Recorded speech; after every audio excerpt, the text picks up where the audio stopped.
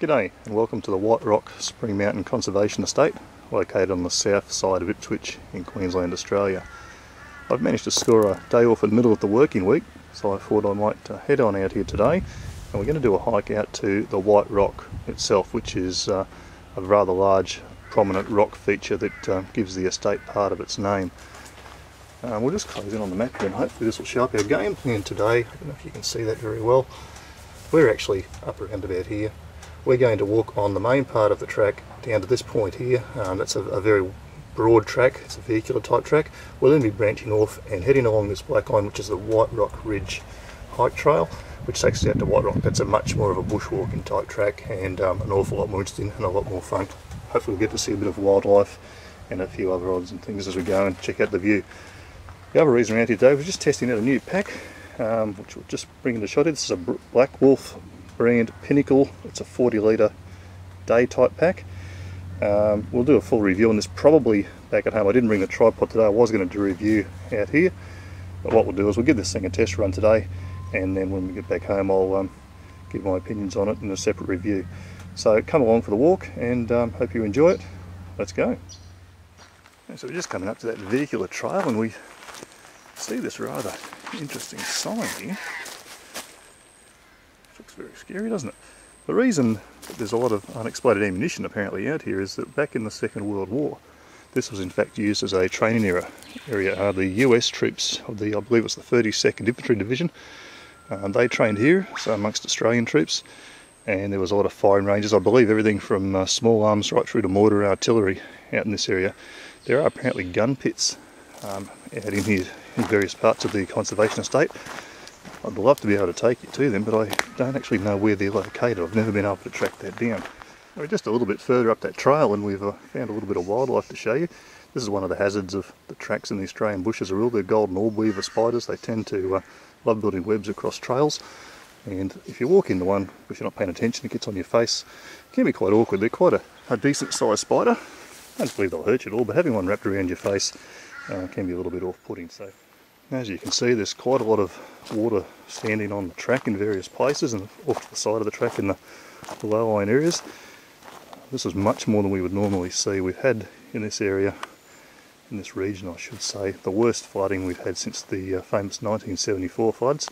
Whilst this area itself is quite high, relatively speaking, the low-lying areas, and there are some little wetland areas up in here, there's an awful lot of water trapped in at the moment.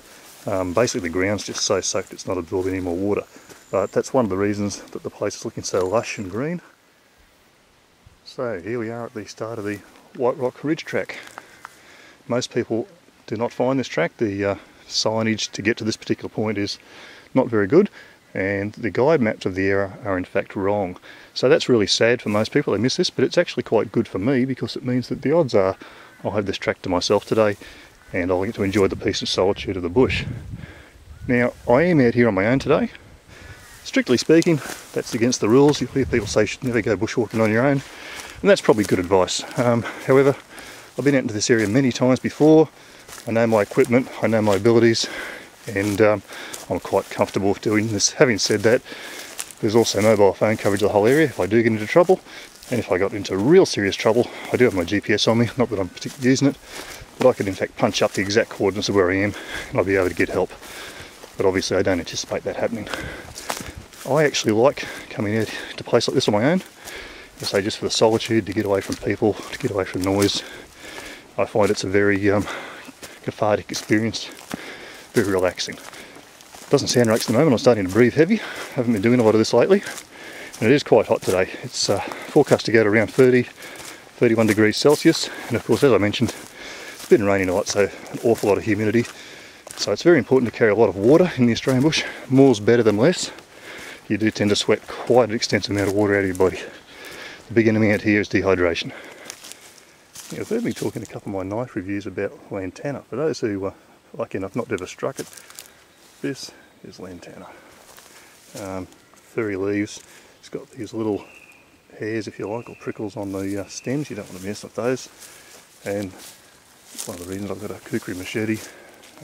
Great to hack through stuff like this. As you can see, it just goes quite rampant. All that across there, all down through there, that is all lantana, an introduced species. An absolute pest. Horrible stuff. Okay, we're back with the Ontario SP43. We're going to attack some of this horrible lantana, which is of course my natural enemy in the bush. So please, I don't know how good these pictures will come out. I've got the camcorder in one hand and I'm slashing with the other, but we'll see how we go. Here's hoping.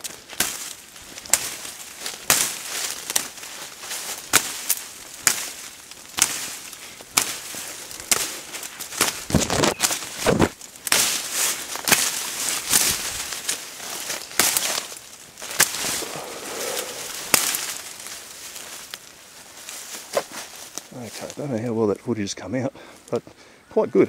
Of course, not as good as a dedicated machete, and not in the same league as the K-Bar Kukri machete, which I have, but definitely usable in that purpose. A little bit light, so you've got to put a bit more force into it, but it'll get the job done for you. So you're starting to get into the rocky part of the terrain now. Very nice. A lot of sandstone. You can see on the path just here, very sandy path. And that's predominantly, of course, the rain basically gradually erodes down the sandstone.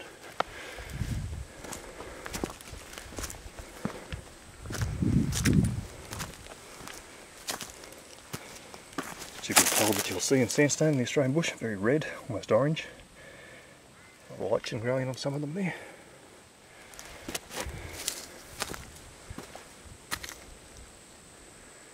A lot of little caves and cracks and hidey holes for some of the larger lizards and other animals to live in.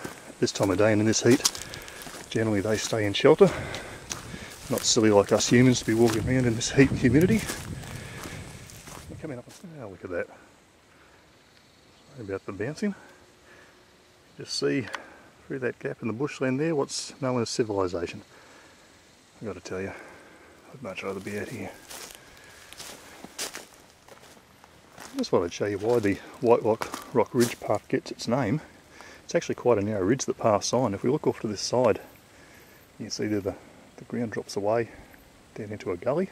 And if we just come over this way, more towards the east side, again, quite a steep drop off, and that goes down quite a considerable distance. But there is this narrow ridge, and there's this lovely track to follow. I don't know how well that's focusing, but out there in the distance, that's the city of Brisbane. It's the capital of Queensland.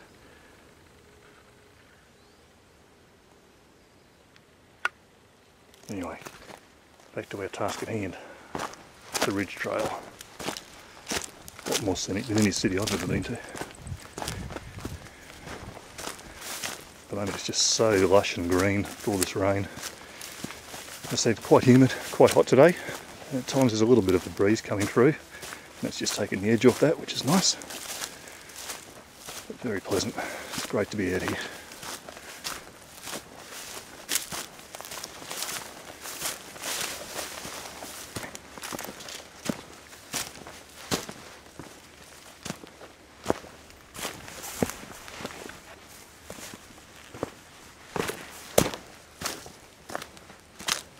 Just see coming up on this side a large slab of sandstone. A little escarpment. Might even go for a little detour. Have a closer look at that, have a look at the views perhaps.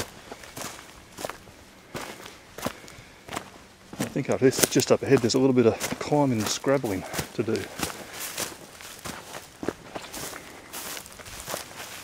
Yeah. Great views, look at that. Again, there's the city, you can see just to the left of that hill. And bit of a panorama. And then we come back into the tree cover. Where we're actually headed is through there. A little bit further up we'll get a view of our destination, White Rock. And we're not too far off it now, within probably 20 minutes. We'll get back on the track and keep on our way. Okay, we just stopped again. Half is over there, we're a little off to the left on the eastern side of the escarpment. And that's our destination, right through there. That's White Rock. You can see the sandstone cliffs through the trees, and at the top there's a boulder, which is the high point. When we get across to White Rock, we will, all being well, get ourselves up on top of that rock and we'll do a panoramic shot of the view. We need to go down there. I'll try and leave the camera on and do this. See how we go.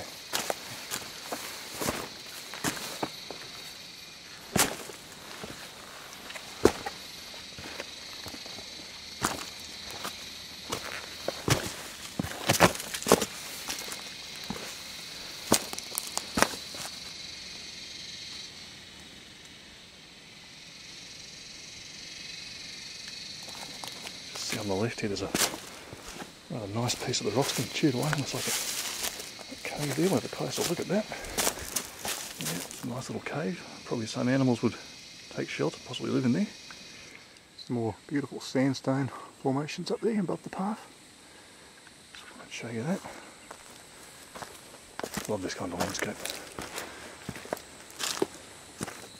You can see there, that's the main path that we turned off for the ridge path, but it actually comes out just there off those stairs. I have gone that way once or twice. Heck of a climb. The rest of it's quite dull. It's not as nice a walk. Our destination, White Rock itself, is just through there.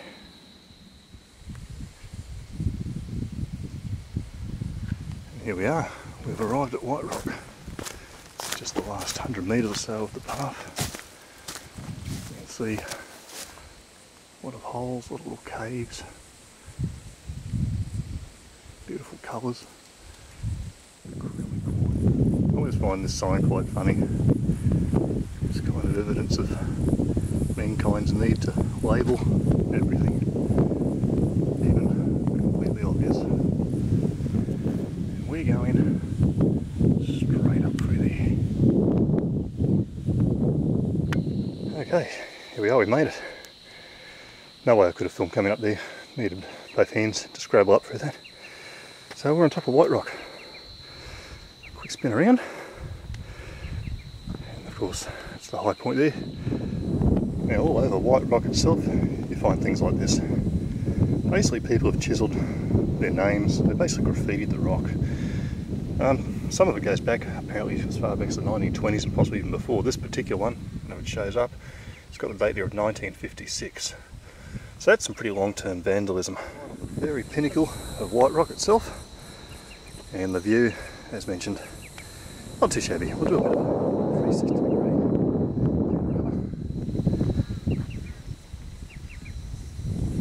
And starting to show where Brisbane is, which is out that way. Not too bad at all. And you can see down there, there's a chair, and there's just near there was that sign where it before, so we're quite a height up from the little White Rock sign. The breeze up here now is excellent. Very welcome. Okay, so I just finished having a bite to eat, a bit of a rest, top of White Rock, and very shortly going to be throwing the Blackwolf Pinnacle pack back on, making my way back. Initial feedback on this pack, I'm impressed. It holds an awful lot of gear, it's comfortable, it's got a support firm back in it, so I am getting a little bit of air through the back. I'm not sweating overly. As you can see there, hydration. I've got 3 litres of water in there. It's all one pocket. There's a couple little pockets in the lid, one either side for water bottles. I've got first aid kit just in there for quick access. It's good. I'm actually more impressed than I thought I would be, to be honest. So that's good. I will do a full review it probably this afternoon when I get home. I'll run out what I've had in it, sort of weights I've had it and everything, and give a more detailed review, but overall, well, it's looking good. Okay, so I'm going to head back now. Thanks for coming along to White Rock with me. I hope you've enjoyed it. I don't expect to probably put any more footage on this unless we run into a bit of wildlife on the way back, and that's not looking real likely today. It's been quite deserted. But if we see anything interesting, we'll tack that in as well. Hope you enjoyed the footage. Hope you enjoyed the bushwalk. Take care.